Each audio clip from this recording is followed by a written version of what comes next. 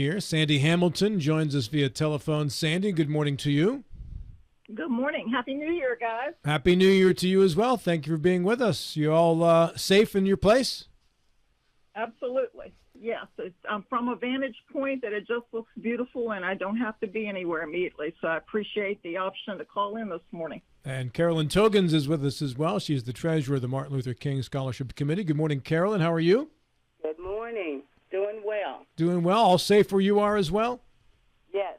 Well, very good. We appreciate you ladies both joining us this morning. And tell us about the scholarship dinner and the specifics of it, how you get tickets for it, and if you would like to be a sponsor. Who wants to take this one, Carolyn or Sandy? I'll start. I'm going to, Carolyn, bat lead off. Go right ahead, Carolyn. Thank you, Sandy. The 45th Annual Martin Luther King Scholarship Banquet will be held on Sunday, January 19th at 4 o'clock at the Holiday Inn in Martinsburg. And it's a time that the community comes together to highlight the contributions of Dr. King, honor his legacy, and raise needed scholarship funds for deserving students in the Tri-County area. And these funds that will assist students in continuing their education beyond the high school level. You can get tickets by calling Sharon Carey, 304-261-4593, or Ramona Roman, 304-261-5312, or you can go to the Martin Luther King Facebook page, which has the information that you also need for the banquet. Is Ramona Roman related to Corey? Yes. Very nice. Corey was a frequent guest on this program, and after he left the council, moved on to doing some other things, but a real good young man there. We always appreciated his contributions. He seemed way older than he was. He had an old man's soul. He did. He just, I don't know, just the way he carried himself. He just carried himself like a professional. It's like, wait a second, you're that age? I cannot believe that. We all had that same reaction. Yes. Very mature young man. And Sandy, your role in all of this? Well, I was fortunate enough to be invited to join the scholarship committee about 10 years ago, and I, in the last 2-3 years, served as the vice president of the committee. And honestly, I'm just thrilled with the work that the committee does. And before we get too far into it, I do want to make sure I recognize the committee members, because we have a really strong core group of community members who come together to make this happen every year. And our president is Ellen Cook. I'm vice president. Ken Collinson is our secretary. Jennifer Smith's our assistant secretary. Of course, Carolyn's our treasurer. Michelle Barnes-Russell, Kim Crockett, Sharon Curry, Liz Diggs, Joe Kinzer, Patrick Murphy, Judge Steve Redding, Ramona Roman, Virginia Sine, Sue Snyder, Henry Thomas, Tiffany Wright. And then our president emeritus is Roosevelt Roman. Our founding committee members were Reverend George Allen, Leonard Harris, Reverend Charlie McNutt, and Mrs. Roosevelt Roman. So it's like a who's who of local people, Sandy. Absolutely. And they're the most incredible people I've ever worked with. And as you all know, I've worked with a lot of people in our community. But this group of people, this core group, have sustained this over the years, recognizing not only that we need to have the support and the recognition of Reverend Martin Luther King Jr., but that how important education is. And each year, we're getting close to $250,000 in scholarship money that's been awarded with this 45th year.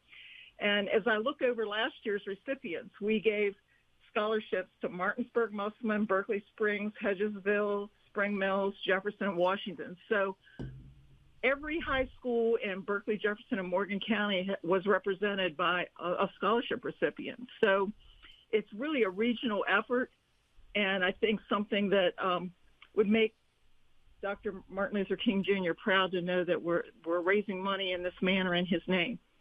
One of our viewers, Rick Manning, said his son won the MLK scholarship his senior year at Musselman. It was very much appreciated. How much are these scholarships worth typically to the individual who wins the scholarship? Well, the scholarships are $1,000 each. And as Sandy said, we awarded 12 scholarships to deserving seniors in Berkeley, Jefferson, and Morgan County last year. And as Sandy said, we are getting close to the $250,000 mark since 1981, and that's about 300 scholarships that have been awarded through the Eastern West Virginia Community Foundation. Now, Carolyn, is that the $1,000 scholarship, is that a one-time, or does it follow you for every semester or year you stay in school? It's a one-time scholarship, and I want to mention that Mrs. Roman and Mr. Harris continue to be supportive of the committee. And one thing that she stated was, if we can get the individual in the door, they will find money to continue their education. So that was her philosophy for years, and she continues to believe this, and our committee also believes this. This is John Gilstrap. Good morning. How does one qualify for the scholarship? Well, you have to be a senior, that's a graduating senior in the Tri-County area, which is Jefferson County, Berkeley County, and Morgan County. And you can go to the Eastern West Virginia Community Foundation site to look for the scholarship information. The best thing to do would probably check your school scholarship packet, or you can even call the foundation at 304-264-0353 for information. The deadline is February 28th. But one great thing about applying for this scholarship is there's only one application needed, and it may plug you in for maybe 6 or 7 other scholarships that you qualify for. But it's very important that you apply early. It's done online, and if you have any questions, you can ask your counselor, or you can call that number that I mentioned. So I'm going to guess you get more than a few applications. So pick a number. Of the pile of applications you get, how is the winner chosen? Sandy, I think if I'm correct, we get over 100 each year, maybe 125. Yeah. And how is the winner chosen? I didn't hear that. How is the winner chosen? We have a selection committee that reviews all the scholarship applications for the Martin Luther King Scholarship, and then those individuals' names are sent to the Eastern West Virginia Community Foundation, and the money then is allocated through the foundation. So is it based on an essay? Is it means tested? Who are the ideal candidates for this? The scholarships are based on academic performance and financial needs. Yeah, I was going to say, John, there's not an essay. There is, certainly, if it comes down to everything else being equal, but one candidate has more need than another candidate, or is less likely to be able to receive other scholarships, then they certainly would have preference. But that's the most difficult, in my mind. That's the most difficult part of the process when you have 125 applicants and you need to narrow it down to 12. But then again, we do know that, students are advised, as they should be, to apply for every scholarship that's available. So, we can look at the list and often tell that, this person has a need, but they're most likely going to get 3 or 4 other scholarships. And this is, not receiving this one is not going to prevent them from moving forward. So, it takes quite a bit of time going through the applications, but and it's difficult to ever cut anybody. And we do the best to award as many scholarships as we can based on the funds we have available and the funds that are growing in the Community Foundation Fund. But there is no essay. It's based on the application and academics in need. So where is the tie to Dr. King for the scholarship? Is it just to honor his name, or is there something about his philosophy and his teachings and such that needs to be reflected? It's actually both, and I'll let Carolyn expound on that. But one of the statements that we have on our program and that sticks in my mind, that Dr. King said, "Intelligence and character is the goal of true education," and certainly, he lived a life that supported education, and particularly education of our young people, realizing that, that's where our future lies, and not only sustaining our young people in our community and in our world, but ensuring that they all have an equal opportunity to education.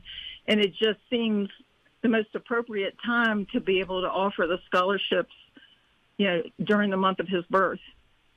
Yes, and I would also add another quote Dr. King had was, "The breath of life is an outward concern for the welfare of others, and a man has not begun to live until he can rise above the narrow confines of his own individual concerns to the broader concerns of humanity."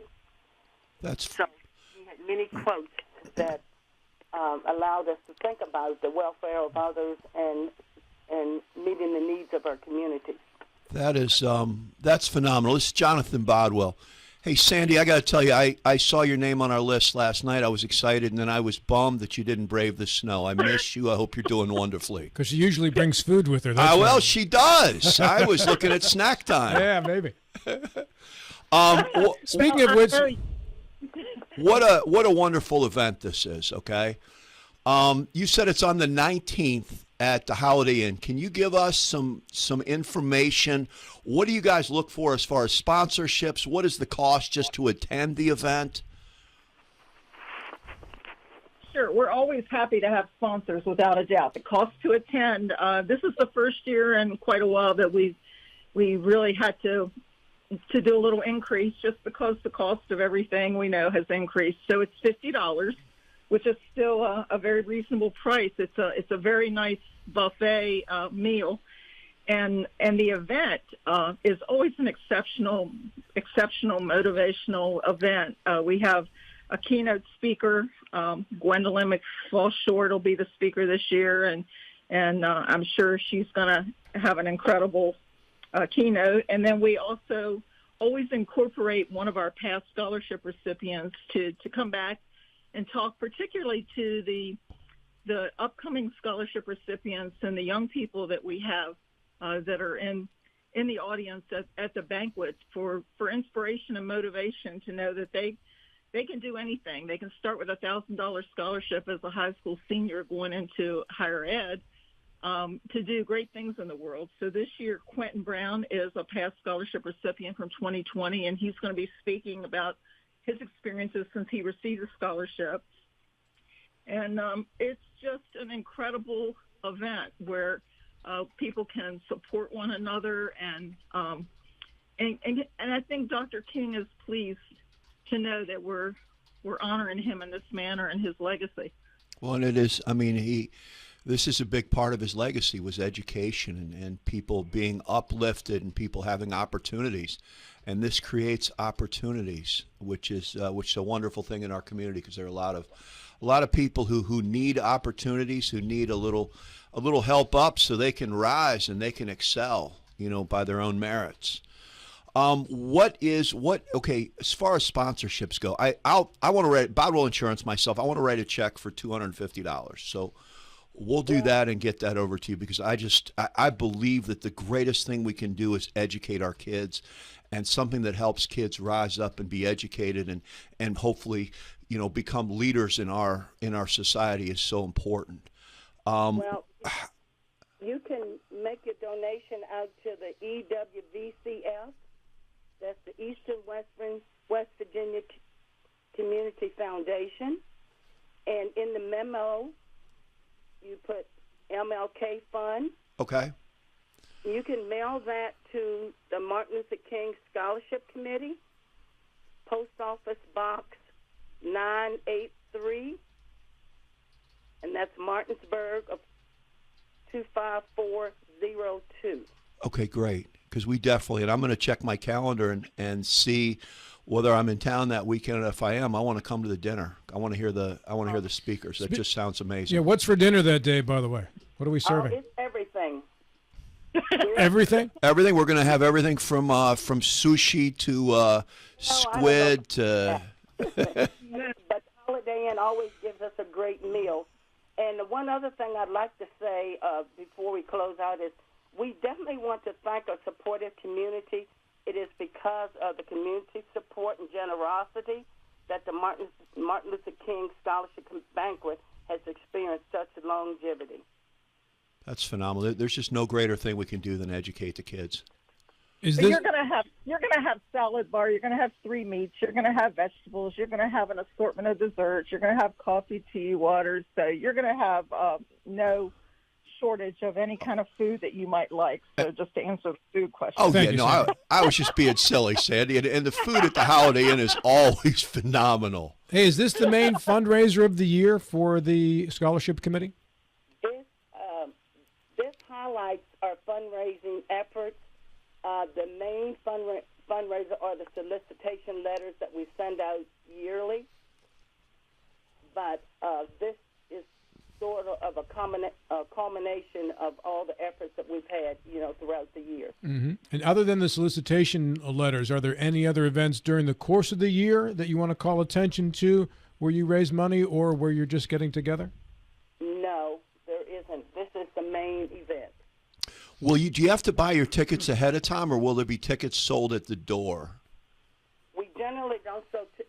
We generally don't sell tickets at the door, but you can contact one of those individuals or even Sandy and get a ticket that, if you want, they can hold it at the door for you. And Carolyn, we heard Sandy's story about how she became a member of the committee. How about you? Well, I've been a member for probably 25 years, but my husband was the person who was asked to be on the committee by Teller Perry. I don't know if you all remember him or not. Oh, yeah, great man. But my husband was already busy with the school board and other things, so my husband talked me into being on the committee, and I've been ready for at least 20, maybe 25 years. I've lost count. So I'm going to go back to the scholarship itself. What can it be used for? Obviously, higher education, but could it be used for trade school and other things as well? Yes, it can be used for books and any items that you need for school. The money is sent directly to the college or university that the person is going to attend.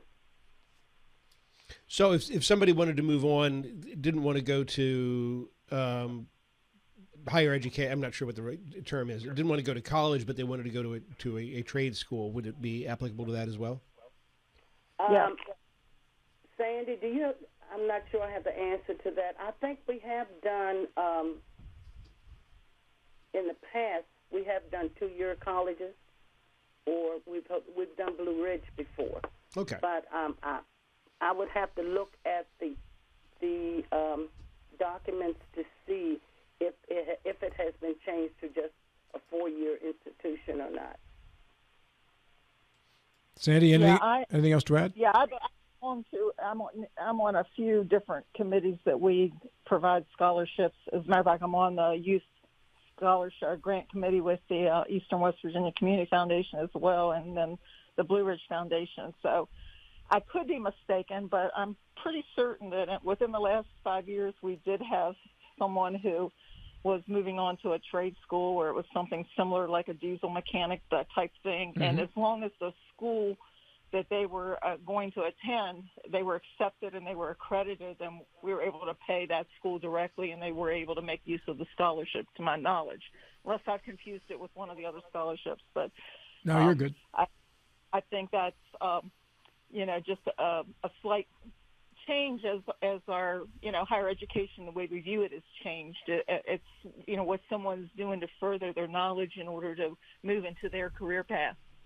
Hey, thank you both so much for being with us today. We wish you the best of luck and attendance for the 19th. Carolyn and Sandy, have a great day and appreciate you doing this today. Thank you. Thank you, ladies. Carolyn Togans and Sandy Hamilton.